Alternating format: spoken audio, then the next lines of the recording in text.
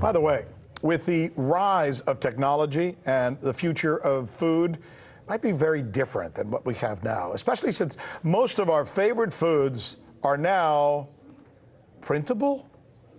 RT's Trinity Chavez has more on this story.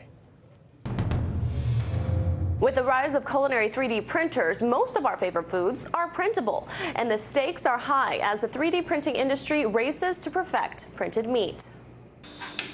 From cakes to candy. We have 10 different colors and flavors. Even to pizzas. The machine that you see here, it's a pizza maker. It seems like most of our favorites are just a 3D print away, but now the culinary world is on a much larger project. According to the UN Food and Agriculture Organization, industrialized agriculture is responsible for a significant portion of our air pollution, biodiversity decline, climate change, and land degradation. So researchers from a variety of startups are now tackling the problem to create meat without using an animal to help meet future demand. The current livestock system is unsustainable for the environment, and it's important to find a solution to this urgent problem. 3D printed meat aims to reduce greenhouse gases, promote a cruelty-free way to satisfy the demand for meat, and provide a sustainable protein source for all consumers, especially since the world's population is expected to reach 9 billion by 2050.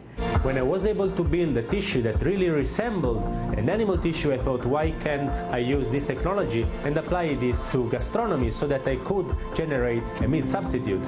Growing meat in a lab could cut greenhouse gas emission caused by agriculture to drop 78% to 96% while using 99% less land. And now companies are also racing to produce cell-based seafood. We call it cellular aquaculture, and really never having to grow an entire fish.